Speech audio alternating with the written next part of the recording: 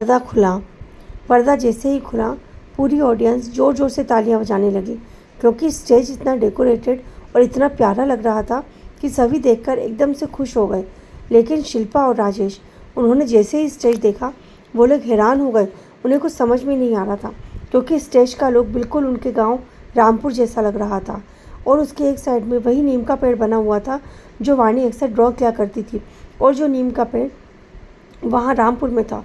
और सही सबसे बड़ी बात तो ये थी, उस नीम के पेड़ पर भी बड़े बड़े अक्षरों में माला और बिरजू लिखा हुआ था। यह देखकर बहुत ज़्यादा हैरान हो गए शिल्पा और राजेश। थोड़ी ही देर बाद कहानी स्टार्ट हो गई। कहानी में एक लड़की और एक लड़का, दो लोग नज़र आए। जो लड़की के प्ले कर रही थी वो वाणी थी, और जो लड़के का प्ले कर रही थी वो भी वाणी की ही एक फ्रेंड थी। यह प्रोग्राम चलने लगा। शिल्पा और राजेश बहुत ही ज़्यादा एक टकटकी लगाकर उस प्रोग्राम को देखे जा रहे थे, क्योंकि उन्हें कुछ समझ में नहीं आ रहा था कि ये सब क्या है। आखिर वाणी ने क्या यही सपना देखा था? बहुत परेशान थे वो, पर वो प्रोग्राम को ध्यान से देखने लगे। प्रोग्राम स्टार्ट हो गया।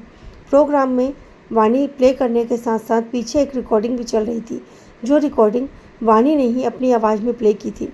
रिकॉर्डिंग चालू हुई। हेलो, जय श्री कृष्णा। ये जो कहानी है, इस कहानी का नाम है नीम का पेड़, और ये कहानी है माला और बिरजू की। माला और बिरजू दोनों ही एक गांव रामपुर में रहते थे, और ये दोनों ही एक दूसरे को बहुत प्यार करते थे। माला गांव के जमींदार की बेटी थी, जिसके पास बहुत सारा पैसा था। माला एक बहुत ही सुंदर सी और प्यारी सी लड़की थी, और माला का रोल प्ले कर रही थी वाणी। और वाणी एक गांव के छोटे से किसान का बेटा था बिरजू, उससे बहुत प्यार करती थी। बिरजू भी माला को बहुत प्यार करता था। दोनों एक दूसरे से शादी करना चाहते थे। दोनों अक्सर एक नीम के पेड़ के नीचे बैठकर घंटों बातें किया करते थे। दोनों ने उस पेड़ के ऊपर अपना नाम माला और बिरजू लिखा। दोनों बहुत प्यार से साथ में रहते थे। तभी एक दिन माला और बिरजू को किसी ने देख लिया और जाकर जमींदार को बता दिया कि उनकी बेटी एक छोटे से किसान के बेटे के साथ मिलती है।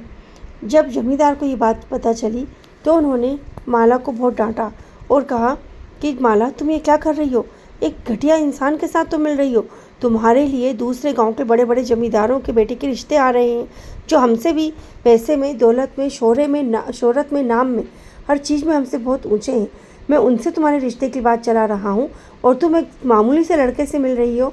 माला ने कहा, पिताजी, आपके लिए वो जमींदार होंगे, आपके लिए बहुत ऊंचे घर के होंगे, पर मेरे लिए उनका कोई महत्व नहीं है, क्योंकि मैं यदि शादी करूंगी तो सिर्फ बिरजू से, नहीं तो नहीं।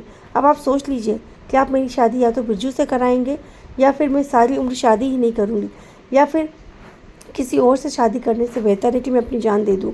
और अगर हम चाहते तो हम भागकर शादी कर सकते थे।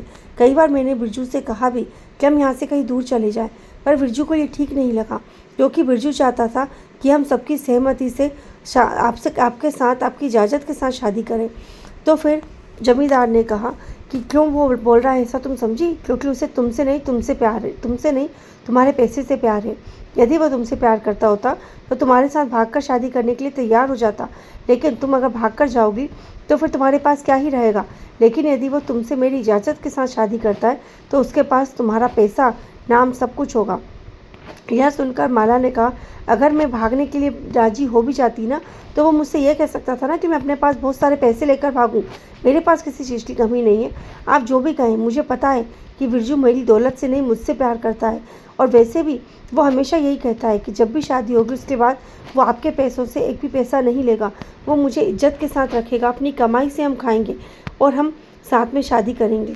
अब आगे की कहानी सुनने के लिए सुनते रहिए हमारे कहानी का आगे का भाग, नीम का पेड़। Thank you.